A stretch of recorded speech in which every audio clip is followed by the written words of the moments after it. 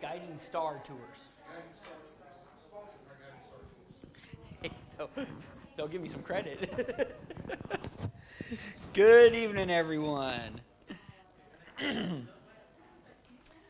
Going to, in a moment, be singing either 937 or 938, or maybe we'll sing 938 then 937, but you can be turning your psalm books over there.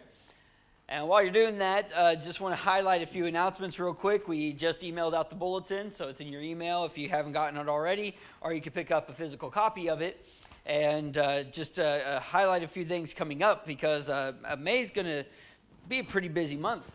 And so it starts with it actually starts on April 30th. We have our singing night this Sunday night, and we're planning on doing another Praise and Pizza where we sing at 5 o'clock, and then afterwards we'll have a pizza fellowship. And then on May 1st, which is Monday, that should be our next ministry meeting night. So you can make plans to be at that. I think that's at 6:30 usually, but double check your bulletin for times for that. And then starting May 8th is our tent meeting, May 8th through 12th, that we're participating in, and we've supported financially. By the way, with what we gave and a couple of congregations gave, they have met their budget, so they are ready to go. And they're also going to be doing some outreach in connection with that during the day, so there might be some more opportunities to be involved as it comes up. So we'll let you know as that comes up, but that will be May 8th through 12th. And so this is your very regular reminder that on Wednesday, May 10th, we will not have services here at the building, but we will have our services at the tent meeting in Valley Park on May 10th at 6:30. So make your plans to be there on May 10th for that, and be there the whole week also. And then I just received another announcement. May's Fun Bunch activity will be on May 20th at 10:30 a.m., and I'll add that is a Saturday. A local beekeeper is coming to talk about her hives. Flyers are in the back. Please invite your friends and neighbors. We are going to try to make this a public event for others to come to. So, of course, we want our fun bunch to come, but we also want others to join in with us, and that will be a wonderful morning.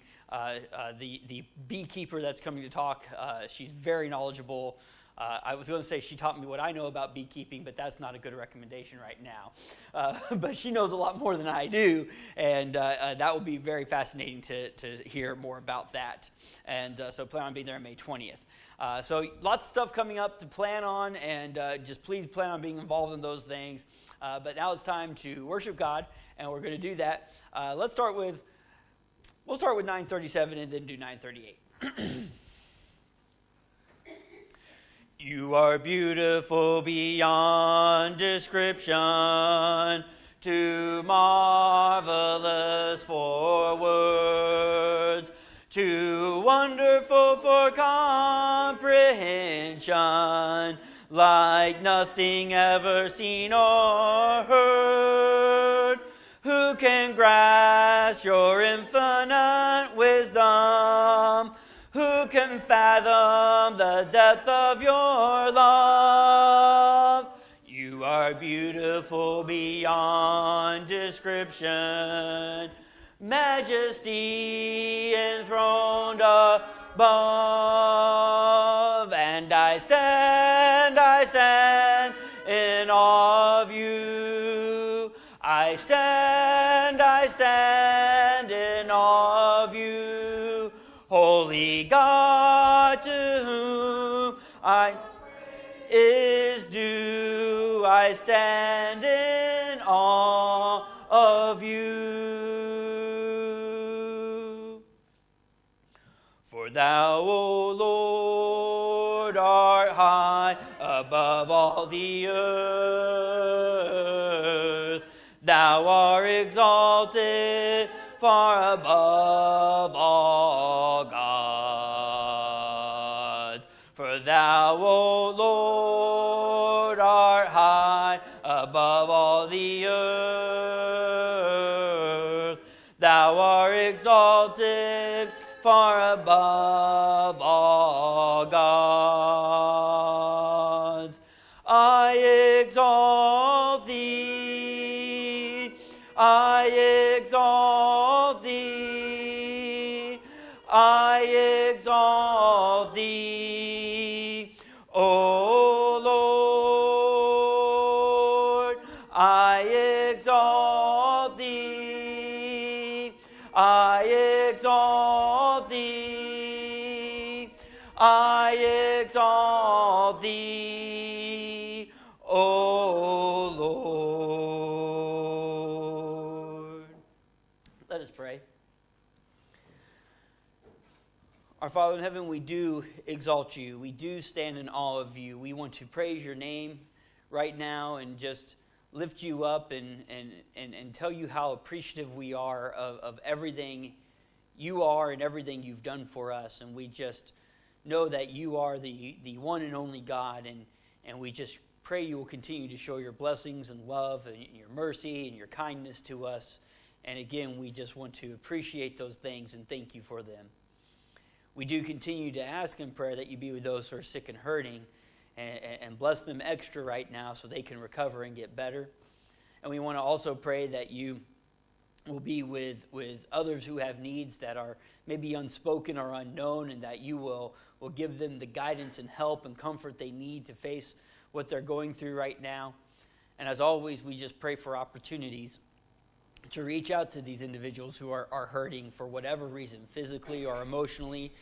And we just pray that we'll know what to do, what to say, so that we can assist them in the moment and ultimately point them towards you and point them towards learning more about you and your gospel so that they can be saved. We just pray that you will be with us and give us the guidance we need. And it's in Jesus' name we pray these things. Amen.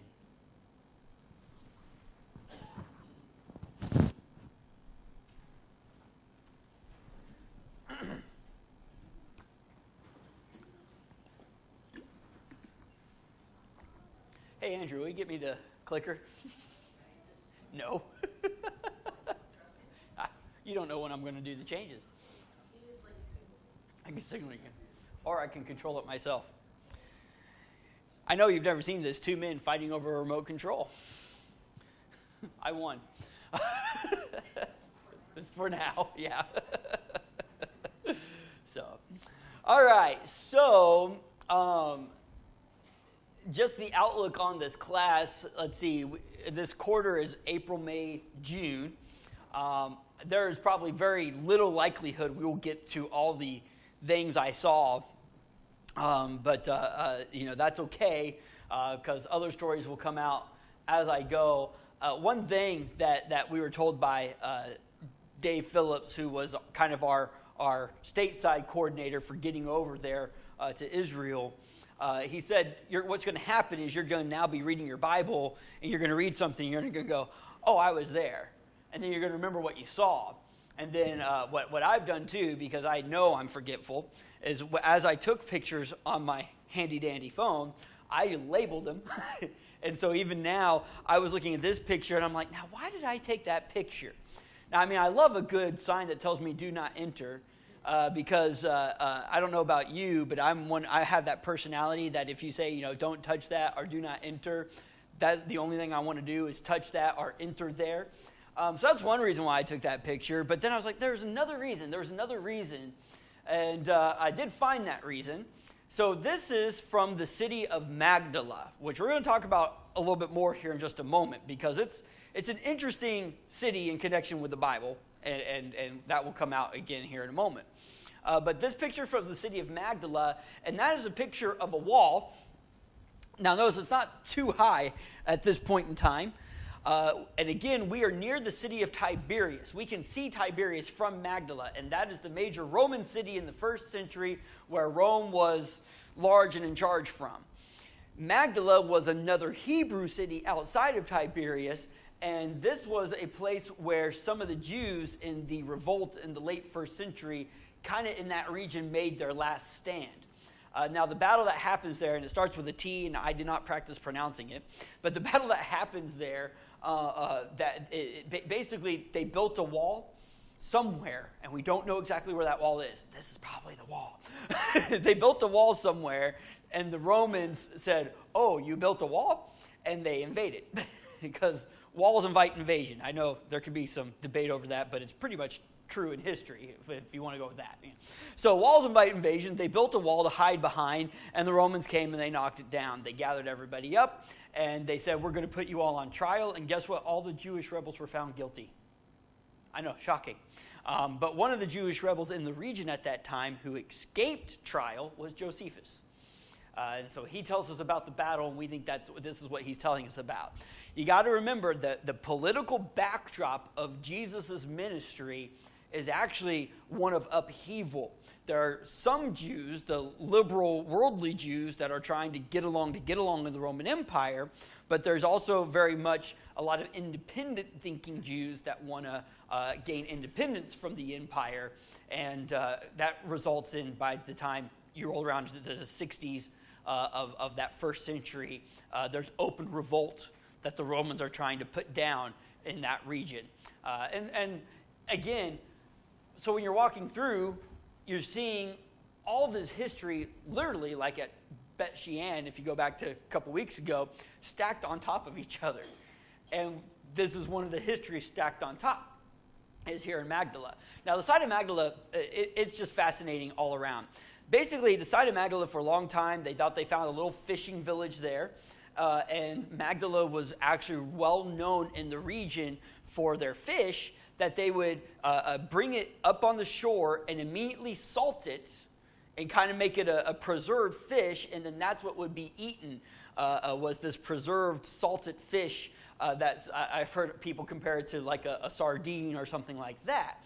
And so Magdala was a center for doing that, and the reason why it comes up, why Magdala comes up in our discussion, and why we took a little side trip there at the end of day 2, is because where's Magdala mentioned in the Bible? Mary Magdalene, a very well-known, becoming more and more beloved character of the New Testament that people have a lot of theories about, and several of them are unproven. We can only go with what the Bible tells us about her identity. But since she was Mary Magdalene, we think this is, because of the name, she was from Magdala. So this is where she was from. And so for a long time, there was a little village there, the remains of a village, and they found the remains of the other, and so they built a church there, because that's apparently what you do. You find something in the area of Israel over there, and you build a church on it. So they built a church there, and the pulpit now, and I should have gotten you a picture of the pulpit, because, I mean, you talk about ideas. It's in the model of a fishing boat. And so you know, look up pictures of the pulpit from Magdala, and you can see that. So because of that, the Catholic Church wanted to build, and it's, I don't know if it's officially through the Catholic Church or if it was just someone connected to, but it was a bishop in the Catholic Church said, we should build a little hotel there so people can go visit the site of Magdala and see this village that it's pretty much no doubt that Jesus would have been in that village, and we'll talk more about that here in just a moment. You know, even though we don't read of a specific instance where he's there, but he was so in and around this area, teaching all through this region. If he skipped Magdala, it would have been really shocking. And so they said, let's get permission to do that. They got permission to do that. And so they start digging to build a foundation for this new hotel, and they found the first century synagogue of Magdala. And suddenly, construction stopped. Now, I don't know if you can see it very much in this picture. Actually, you can see it really well in this picture. This glass behind here and those walls, and it comes around a corner there, that is all the hotel. They built it right by the ancient synagogue. But that's what you were looking into. This is a picture of the ancient synagogue. You can kind of see the seats that would have gone around. And then there's a stand in the middle that we're going to talk about in just a moment. And when they found, I mean, it's the remains are actually very complete in the surrounding. And, of course, when Jesus went into the city, where did he go first? The synagogue. And taught there. he brought out the scrolls, and he would have turned the scrolls, and he would have gotten to the places that he read, like we do, like usually scriptures out of Isaiah and stuff like that. Read them, and then explain them to the people, and start teaching them there. And so, more than likely, Jesus taught standing right there. And that's why this was such a significant discovery, and why they moved the hotel over a few feet so that they could preserve this landmark. Now, just to get the lay of the land, and a good excuse to show a map is any. So, down here is Tiberias. Sea of Galilee, of course, is the blue thing. Tiberias is down here, and you come up, and the cliffs is not Magdala. That's the Valley of the Dove that I tried to show you last week. Magdala's right here on the coast. And in case you want to know, the hotel we stayed at was about right there. Now, we've already been up to Capernaum. We drove around Gennesaret. We didn't stop because there wasn't anything really to see there. So we've been spending a whole day in and out this region, and we'll be there again because that's where our hotel is. Every time we drive in, we drove by Magdala. We left by Magdala. We were driving right by this site every time we went to and came out of our hotel for those 3 days we were in that region. So that's about where you are when you're looking at this synagogue. So if you come around, we're now at the back side of the synagogue, and we were looking from the front to the back. Now we're looking from the back to the front. Again, you can see how their seats arranged all the way around. Think about how James, they talked about you want those good seats. and there's discussion over the good seats and the bad seats and stuff like that. That's what they're talking about, is these front seats versus these back seats, and the chief seats, which would have been in the front corner, versus sitting somewhere back over here, or maybe even being outside the synagogue.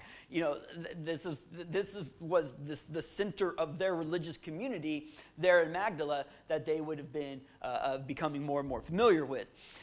Notice here, you got a little bit of a mosaic floor exposed, and so there was some beauty to they added some aesthetic decorations to the synagogues there, and there was a couple of pieces of evidence of that from that region. So it's still humble compared to some of the other things we'll see later, but still they made it look nice.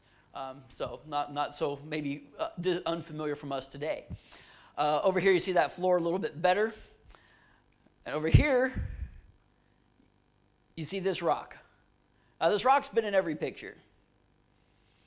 This rock is a rock star. In fact, that's a replica of the original rock they found there, because the real one is on tour. Rock and roll. I'm not kidding. It's really on tour. And we're like, so where's the real one? And because remember, I don't know if you remember this far back, but I showed you the rock that said Pilate was here. That was a replica at Caesarea Maritima. Well, the real one's in a museum in Jerusalem. So I'm like, oh, we're going to see the real one at the end of the week in Jerusalem. Nope, it's on tour throughout Israel, because the Jewish people love this rock. And so it is literally a rock star. All right. Now, that being said, what does this rock do? This rock is the stand that they would have put the scroll on to read from it.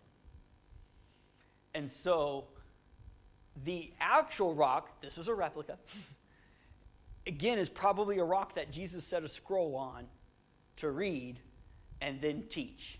Yes? Doesn't that seem a little... It would have been higher. It would have been higher when he used it. So... but yeah, and so, when you're just sitting there looking at that and you're like, not only are we now walking where Jesus walked, seeing what Jesus saw, we are looking at something that Jesus touched, which was just really kind of cool to think that you were in the presence of that there in Magdala. And so, yeah, it was, that was the find there that kind of blew them all out of the water. Finding a synagogue is neat, but we found the one in Capernaum, we found the one here, we found the one there. So it wasn't unique. The stand, the rock here, was the unique thing that really made everything stand out. And if you go you can go search online, there's a website for this site, the Magdala site, and you can read up all about it and see more about the information there and see more about this rock there. And there again, does it say Jesus was in Magdala? No, but if he wasn't, why would he have skipped that Jewish town? He was in every other town right around there. And we do read records of that. And he preached through the region. So why would he have skipped Magdala? There's no reason. So it's more likely he was there. Now, what's interesting is this is across the main road there on the coast of Galilee from Magdala, and it's still considered Magdala. And our guide, Murad, he pointed us over there. He said, that's part of Magdala too. He goes, and there's a synagogue over there also. Now, why would a town, Magdala, I mean, it was big, but not big. Why would it have two synagogues? Well, can you see them there? Those are cows there. But at other times, point in times in history, probably would have been sheep. And so more than likely in Magdala, you had two synagogues because you did have the synagogue in town for the more affluent people and a synagogue outside of town for the less affluent people like shepherds. And so that's the site of another synagogue that they haven't done the archaeology on and uncovered like they had the other one. That was probably outside of town and probably where poorer people would have gone to learn and worship from God. And I just thought that was interesting. We spent like, I mean, felt like a long time in a very good way here at Magdala looking at this nice synagogue. And then it just in passing goes, oh yeah, there's a synagogue over there too. And hold up, what's that one about? And when he told us, I'm like, well, isn't it funny? We just spent all this time on the rich people's synagogue, and then we didn't spend any time on the poorer one. Huh? Nehemiah would not be happy. The other thing, that is the bottom of the Valley of the Dove, the cliff that makes it. It's pocked with caves. And if you read, like think about, because we're, going to be getting back into this, I think, in just a moment. But think about like reading through 1 Kings 15, 16, where Ahab has come to the throne, and what does Obadiah do? What does Obadiah have to do? No. Obadiah works for Ahab, but when Elijah shows back up on the scene and he meets Obadiah, Obadiah is reported to have hid prophets in caves to keep them safe, in numbers of 50s and 100s, to keep them safe from Jezebel's wrath, because she was killing all the prophets she could find. And so you see these caves. We are in the territory of Israel, and you see some of these caves, but again, really the whole landscape is pockmarked with caves. And we'll talk more about that because I've found out much more interesting things about the caves coming later. But all I want you to think of now is there's caves everywhere. So, and no, I did not go spelunking while I was over there. That's where we're going next. That's Mount Hermon. Mount Hermon is the tallest mountain in the region. It is technically in the country of Lebanon. It is right on the border with Israel and Lebanon. On top of Mount Hermon, yes, you can ski. The ski resort was closed. I looked up because, well, that's me. But can you see it? Can you see the snow? That's the best picture I could get. But there's snow still on top of Mount Hermon this time of year. And again, here, let's... How many do I have to go back to find the map? Way too many. Mount Hermon, if that's Capernaum, Mount Hermon's like up here somewhere on our ceiling. All right, so it's pretty far up there, and a really high mountain. But that picture I showed you, we got a little closer than that at the next site, but we're north of the Sea of Galilee now. We're going to this corner of Israel that joins with Lebanon and Syria on the other side, and we're heading to one of the northernmost points of Israel, even in the Bible. So we're getting ready to go to a new site, but of course I saw Mount Hermon, I saw snow, I took a picture. Yes? Isn't Saul and Jonathan, aren't they killed in the foothills of Hermon? No, they're killed on Mount Gilboa. Which, if we haven't done already, we do go by Mount Gilboa. I think because we went by Mount Gilboa on our way to Bet Shean, because they're killed on Mount Gilboa and then displayed. Their bodies are displayed at Bet Shean. So this is further north of that, couple hours. Because I know Mount Gilboa is pretty far. Yeah, it's up there too. So, but this is even further north up there. So. Where we're going next is, it's called Tel Dan, Teldan. D-A-N, Tel meaning hill of Dan, which Dan is a city in the Bible that has a very infamous storied history. If you read your Old Testament, Dan keeps coming up, and one of the first places it comes up is you'll read something in the divided kingdom period, like you'll read, it will say, from Dan to Beersheba. And what that means is the whole country. It's like us saying from sea to shining sea, or from I don't know, New York to L.A. And so Dan of the divided kingdom period was considered one of the northernmost points of the kingdom, and the southernmost point of the northern kingdom of Israel was Beersheba's in Judah was Bethel. So you have that, and then Beersheba, when it was united, was the southern point they would use from Dan to Beersheba. Either way, we're way north in the territory. We're so far north, we're north of the Jordan River. And so those two pictures of water, you're like, why is he taking pictures of water? Well, first of all, look how clear that is. In fact, when I walked over the picture on that side. If it's my right, your left, that picture on your left, I thought, like, it made me think of a log flume ride. Anybody ever done that? Good old Opryland. All right, because the water was so clear, so crystal clear, it didn't look real. This is one of the headwaters of the Jordan River. There's 3 headwaters that join together that form the Jordan River that goes down into the Sea of Galilee. And this is one of the 3 here. We did see a second one that I didn't get any good pictures of, but that's how far north we are. The water's crystal clear. Of course, you got snow water running off of Mount Hermon that's also helping form the waters for all of this. So it's this really clear mountain water coming down, and it was just really, really pretty to see. So we walk over this, and then we take a trail, and we walk over it again. And on the trail, we walk it over the 3rd time, and I'm like, where is he taking us? How far are we going to walk? And we walked, I would say, probably right at a mile, and then we arrived on the site of Tel Dan. Now, Tel Dan's history starts, I think in the Bible, the first time we really read of it is in Judges. No, it is mentioned in Joshua, but then Judges is when it becomes a prominent city. Joshua is just listed among the cities that was conquered. When we first run into Tel Dan, it's actually going by another name. Anybody remember that name? Before it was the city of Dan, it was the city of? Nope. But you got the right idea. It changed because it was conquered. So it was the city of Laish. All right?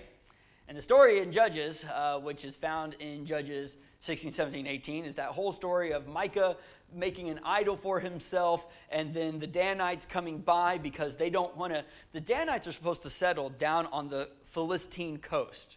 And right there in the name shows you the problem. All right? They were supposed to settle and kick out the Philistines. They said, that's too hard. Let's go north. And so they go north, and on the way they find Micah's house. They eventually find Laish. They say that's ripe for the conquering. And they come back and get 600 of their closest buddies with their families, and they pack up and they move north and conquer the city of Laish, taking Micah's idols and his false priest with him. And they conquered the city of Laish because it was too far away from its not amigos, but its friends to get help. So it's conquered, and they rename it Dan. And that's why, if you're like me and you all played with your Bible maps when you were listening to the sermons, right? Growing up. I mean, now I know you just listen to the sermons, but when your mind would wander growing up, you just look back at the maps, and I would always go, why are there 2 Dans? That's why. Judges 17 and 18 tell the story of why there's 2 Dans. Okay. So, right from the beginning, keep in mind that the Danites steal household idols from Micah and have a false Levite as a priest. He is a Levite, but he is not an honest Levite, right from the beginning. And that's the beginning of Dan's history. Okay?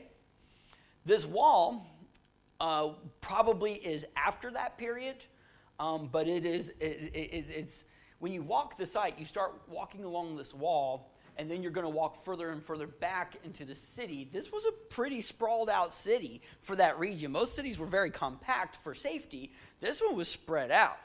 So it was very decadent, very safe in a lot of ways. All right, so we walked along the side of this wall. This gives you a picture, an idea of how tall the wall is. It's about 2 preachers high. I thought that was funny. So it's a pretty good wall there. And then this is a replica altar that was made in the style of maybe what the original Danites would have used. But of course, Dan is actually much more famous for another altar. All right? I think that's the next picture. Nope, it isn't. That's the city gate. Again, I told you a couple weeks ago, we saw a lot of different city gates. This one had a really good look at those seats that people would have been sitting at to do the business of the day. So this was the front gates of the city, probably where a lot of business would have been done. And it was also very cornered that they could close it very easily if there was any threat of invasion or anything else going on. This picture. That box, if you can make it out there, cube, is not unique to, that is not authentic to the time of Jeroboam the first.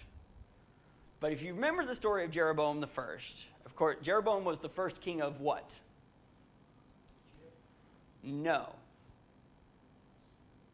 The other one, yeah, Israel. So Rehoboam, Solomon's son, takes over the throne for Solomon, and the northern kingdom says, "Hey, you know what's going on here?" And if you remember, when Rehoboam's going to be made king, he's not in Jerusalem, his home territory. He's not in Bethlehem, his family's historic territory. He goes to Shechem in the northern part of Israel to ask the northerners, "Will you please make me your king?" essentially. And they say, "Please lessen our burdens."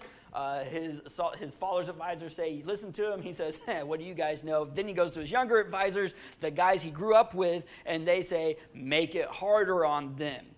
And that's when Jeroboam, who tried to rebel against Solomon and failed and had to flee to Egypt, he's come back to speak for the northern kingdom by now. And when they reject the northern kingdom's request, the northern kingdom says, "We have nothing to do with you, David," because Rehoboam's David's grandson. "We have nothing to do with the house of David anymore. We're going to make ourselves a new king, Jeroboam the first." What's Jeroboam insecure about? 3 times a year, every good Jewish person is supposed to go, every good Jewish man is supposed to go to Jerusalem to worship. And Jeroboam is afraid if they cross 3 times a year, eventually they'll just go, "We're sick of all this traveling. Let's just stay. We're sick of having to make this trip. Let's just build our home here." And he'll lose people. If you read ancient accounts, especially of kings and stuff, they're always bragging about how many people they rule over. It was a very big deal. Probably what caused David to make that sinful census at the end of 2 Samuel. So, they always wanted to brag about, like, "I rule over this many people. I rule over that many people." And Jeroboam's worried about losing population. So, he develops a new religion. They're going to start worshiping? No. That comes with Ahab and Jezebel a little later. They're going to worship. He builds 2 calves. And he says, "This is your Lord." Much like same words of Aaron. Aaron and Jeroboam weren't trying to introduce a new God. They were trying to make a graven image of God, which is still one of the big 10 no-nos. You're not supposed to do that. He puts one in Bethel and one in Dan. For what reason? What's his motivation? So people can worship there without having to do that. So they'll worship there. It's convenient. It's all Jeroboam's religion is based in keeping people in and convenience. Hey, now you have 2 places to worship. whichever one is easier for you to get to. So he puts one way up in the north and one way in the south, and the Danites, who have conquered the city, they welcome it.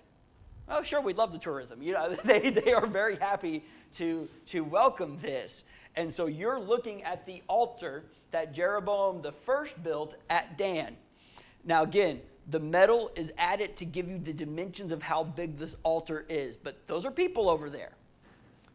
He built a huge altar to worship God through worshiping the golden calf at Dan.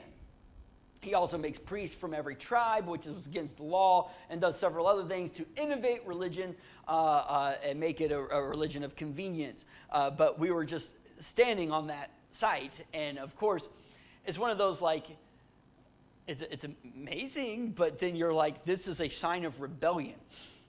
This is a sign of open rebellion to God that was done in Israel. So, it's fascinating to see. It affirms the story in the Bible found in 1 Kings chapter 12 and 13.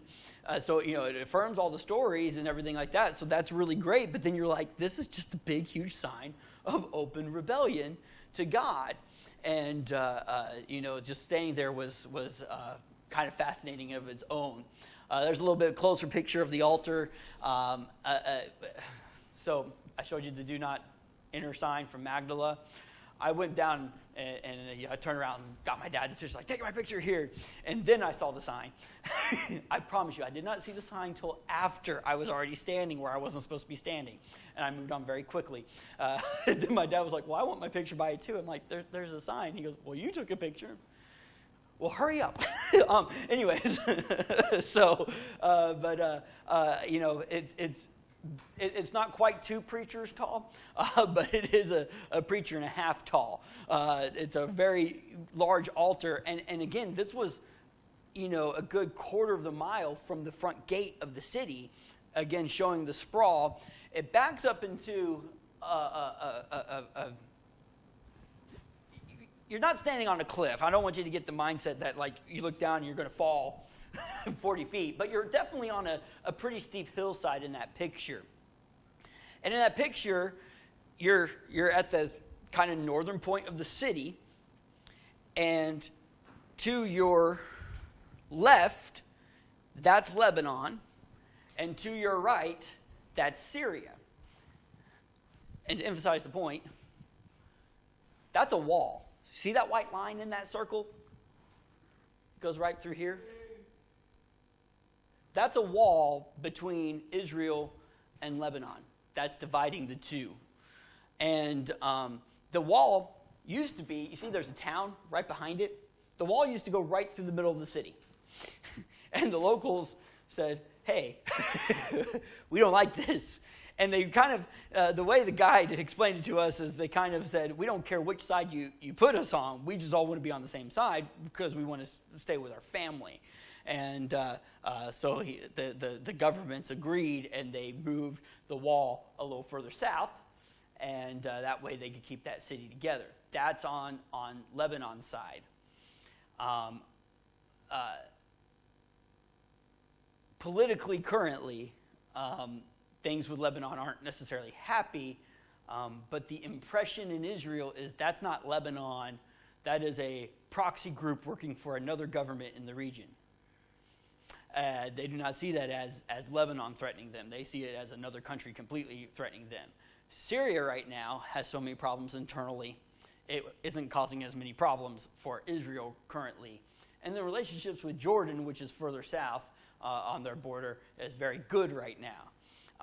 But here I was standing at this northern point of this northern city that was a northern point for the kingdom of Israel, standing there thinking, and it's still a sign of the northern point of Israel still has remnants of being such an open rebellion to God going on.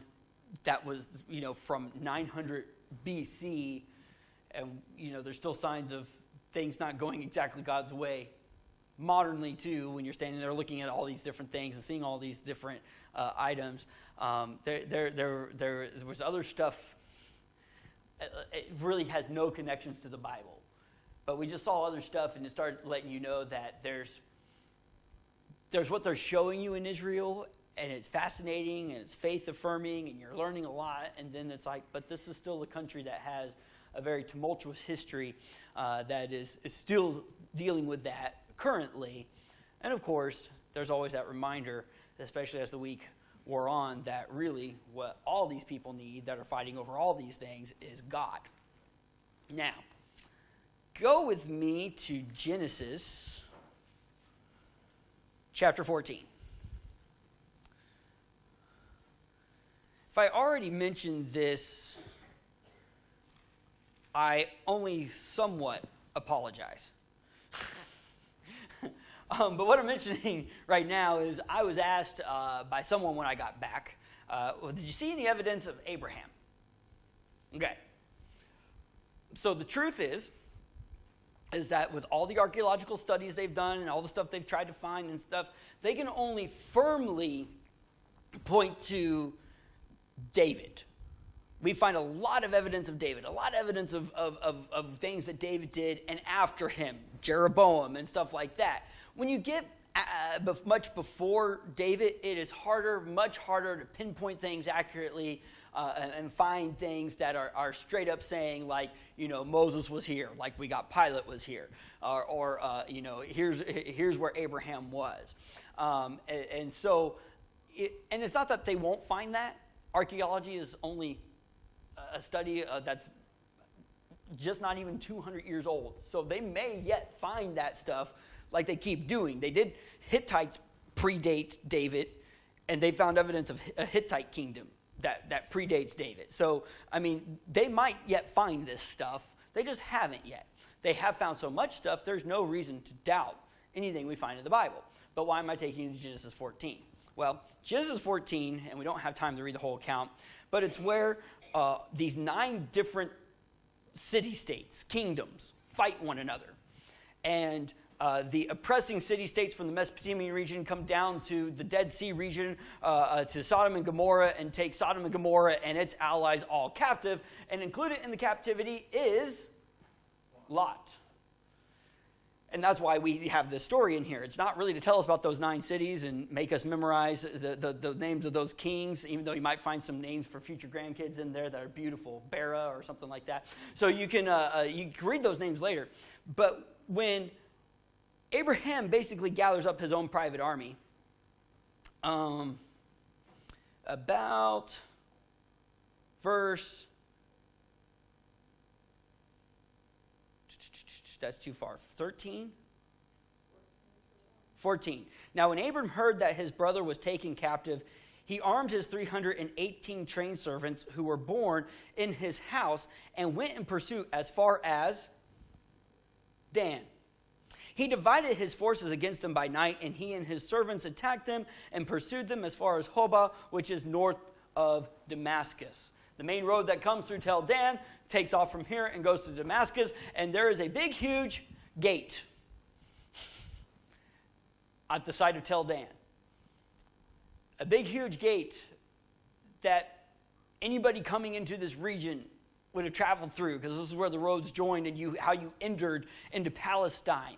There's this big, huge gate there that they've dated, as far as they can tell, like pre-1500s BCE. Abraham lived around 1800 BCE, best guess. So, we found this big, huge gate. We can't prove this is the gate that Abraham went to north of Dan. We can't prove that Abraham walked through here when coming from the regions of Mesopotamia and eventually Haran. We can't prove any of that happened, but here's this big, huge gate just north of the site of Tel Dan. I guess make of that what you will. And I do say big, huge. You're looking up at it, and it was very tall. Again, you notice the gates there that they put up to keep people like me out. Very tall. There's a bunch of, like, over here, that's a plastic owl to keep the birds away. because the birds are burrowing into these nests, and those nests were very full while we were there. The plastic owls just aren't doing their job. This is a very ancient gate that was an entrance point into Palestine, and may very well be the ancient gate that Abraham started his pursuit to catch Lot, to get Lot back and all the goods that were taken captive. So that was the kind of the cherry on top of the whipped cream on top of the sundae of Tel Dan, that we just saw all these great things between the walls, the city gate, the original altar, 3 countries at one point. We're in the region of Mount Hermon. We see this gate. We're standing there contemplating all this, and we hear, hubba hubba, shake a leg. And we get back on the bus, and we go to our next site, which we'll have to do next week, because it's another exciting one. So I did cover the rock star, right?